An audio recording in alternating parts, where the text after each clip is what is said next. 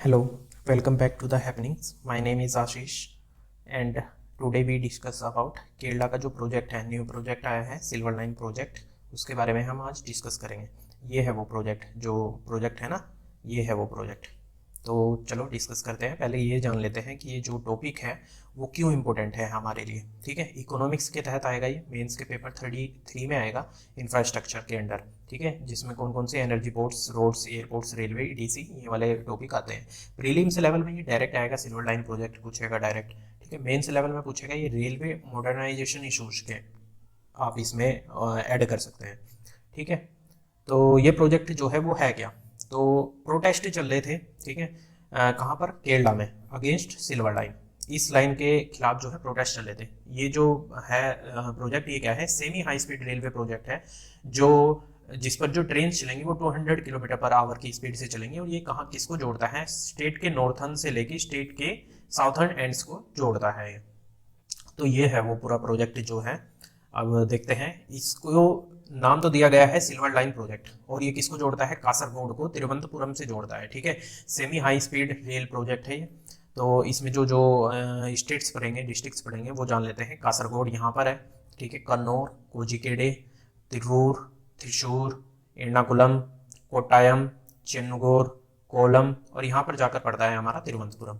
तो डिस्टेंस है 5 to 9 kilometre की। स्टेशन पड़ेंगे 10। डिस्ट्रिक्ट कितने होंगे हमारे पास में, 11 होंगे डिस्ट्रिक्ट। और मैक्सिमम स्पीड कितनी होगी, 200 किलोमीटर पर आवर।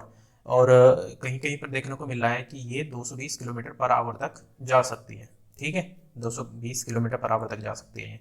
तो ये जो प्रोजेक्ट है ये आखिर है क्या, तो जैसे हमने बताया है कि 5 to 9 किलोमीटर की डिस्टेंस है, जो लिंक करेगा किससे, तिरुवनंतपुरम से, जो साउथ में है, और कासरगोड जो नॉर्थ में है। ठीक है, 11 डिस्ट्रिक्ट को कनेक्ट करेगी और 11 स्टेशन होंगे। ठीक है, KRDCL जो कौन है, Kerala rail development corporation limited, ये रही KRDCL, या उसको हम बोल रहे हैं के रेल भी। वो क्या है, एक ज्वाइंट वेंचर करी है बिटवीन द केरला गवर्नमेंट के तहत और किसके, यूनियन मिनिस्ट्री ऑफ रेलवे। ये दोनों मिलकर इस प्रोजेक्ट को एग्जीक्यूट करेंगे।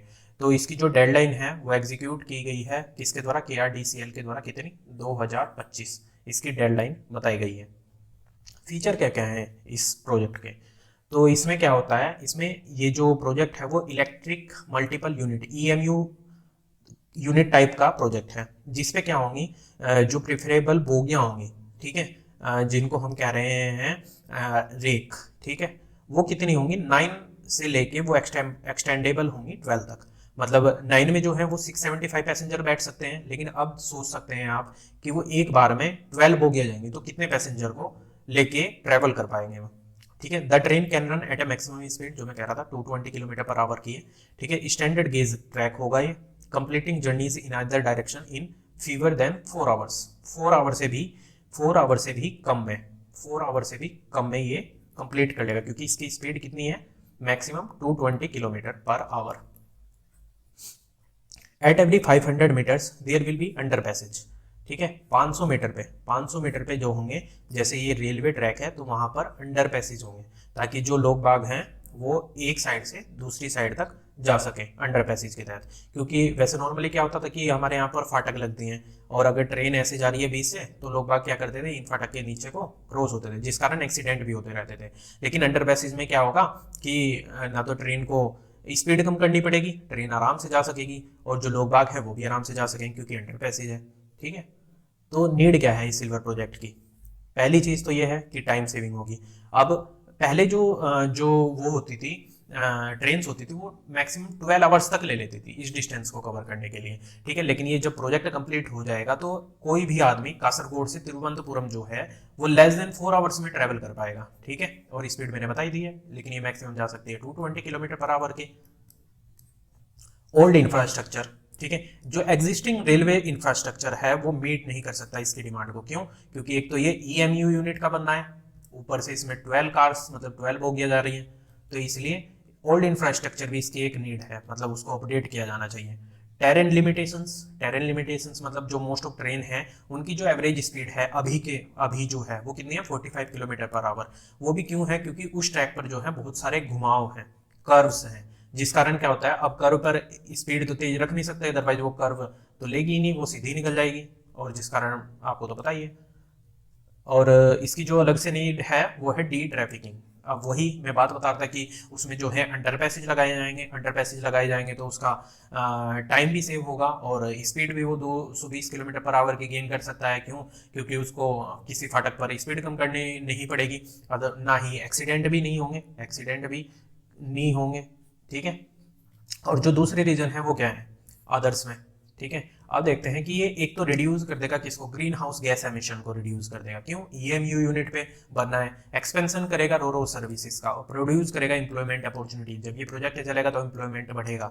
ठीक है, इंटीग्रेट करेगा एयरपोर्ट एंड आईटी कॉरिडोर्स को। ठीक है, इनेबल करेगा faster development of cities it passes through. अब वही बात है कि जब तुम तिरुवनंतपुरम से 529 किलोमीटर की डिस्टेंस ट्रेवल सिर्फ 4 आवर में कर सकते हो, तो यहाँ से एक कोने से दूसरे कोने तक जो अगर हमें सामान भी पहुंचाना है तो उसका टाइम कम हो जाएगा। टाइम कम हो जाएगा तो क्या होगा कि सिटीज का डेवलपमेंट होना शुरू हो जाएगा। सिटीज का डेवलपमेंट होगा तो देश का डेवलपमेंट होगा। ठीक है, प्रेसिडेंट जो इसका प्रेजेंट स्टेटस है प्रोजेक्ट का वो क्या है, अभी जो है वो लैंड एक्वाइजेशन शुरू हो रखा है। स्टेट गवर्नमेंट जो है begin the process of land acquisition after the cabinet approves it this year. जो स्टेट गवर्नमेंट है केरला की, उसने क्या कर दिया, लैंड एक्वाइजेशन शुरू कर दिया। ठीक है, और आगे देखते हैं। As part of the first state of acquisition local revenue and K rail officials are on the ground demarcating land and placing boundary stones.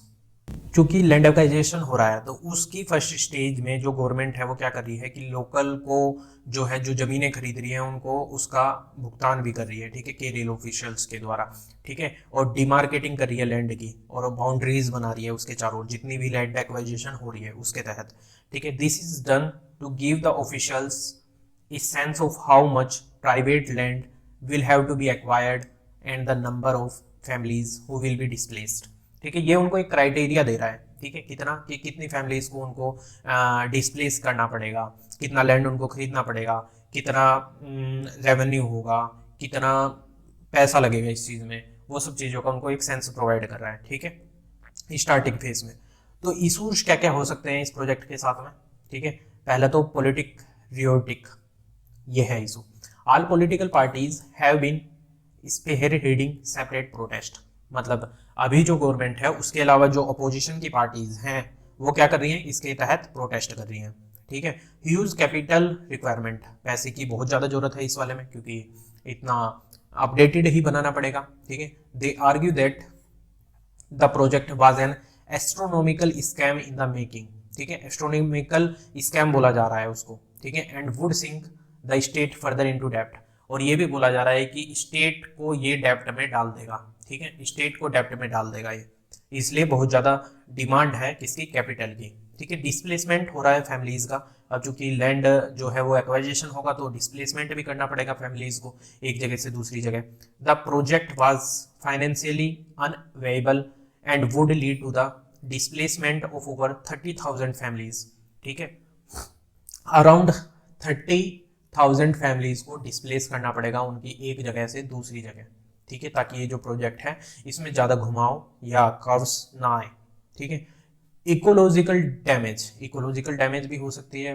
It would cause great environment harm, environment harm भी हो सकते हैं इसमें। Its route as its routes cuts through the precious wetlands paddy fields and hills. अब ये जो root है ना, ये जो जा रहा है 529 किलोमीटर का, ये किस किस से होके जा रहा है, ये जा रहा है वेटलैंड से होके जा रहा है, पैडी फील्ड से होके जा रहा है और हिल से होके जा रहा है। अब अगर यहाँ पर जो है ये ट्रैक बनाना होगा तो हमें क्या करना पड़ेगा, इनको कट भी करना पड़ेगा और इनको कट करना पड़ेगा तो इकोलॉजिकल डैमेज होगी। ठीक है, flood hazard, the building of the embankments on either side of the major portion of the line will block natural drainage and cause floods during heavy rains. अब बात ये हो रही है कि जैसे ये वाला प्रोजेक्ट ऐसे बन गया, अब क्या होगा कि यहाँ पर इसकी बाउंड्रीज भी होंगी इसके चारों तरफ। ठीक है, तभी तो बनेगा ये, ताकि जो है पशु वगैरह ही ना आ पाए। ठीक है, जैसे हाथी आ गए या जो भी है, क्योंकि वेटलैंड पैडी फील्ड्स और हिल से होके जा रहा है रास्ता। तो इसलिए जो है क्या होगा कि जब ये यहाँ से ऊंचा किया जाएगा, ये वाला इलाका, इसके साइड साइड वाला इलाका जो है ऊंचा किया जाएगा, तो जो इधर का पानी होगा वो इधर ही रहेगा, जो इधर का पानी होगा इधर ही रहेगा, और जिस कारण क्या होगा, कभी कभी हो सकता है कि तेज बारिश आ गई जिस कारण बाढ़ वगैरह आ सकती है। ठीक है, अब बाढ़ वगैरह की भी प्रॉब्लम है इसमें। तो आज के प्रोजेक्ट में बस हम इतना ही देख रहे हैं आज के लेक्चर में। तो I hope you like this. और हम फेसबुक पर भी हैं, आप यहाँ पर हमें फॉलो कर सकते हैं, और इसका जो पीडीएफ होगा वो आपको हमारे टेलीग्राम चैनल पे मिल जाएगा। टेलीग्राम का जो लिंक होगा वो डिस्क्रिप्शन में मिलेगा। And don't forget to subscribe this channel. Okay, thank you.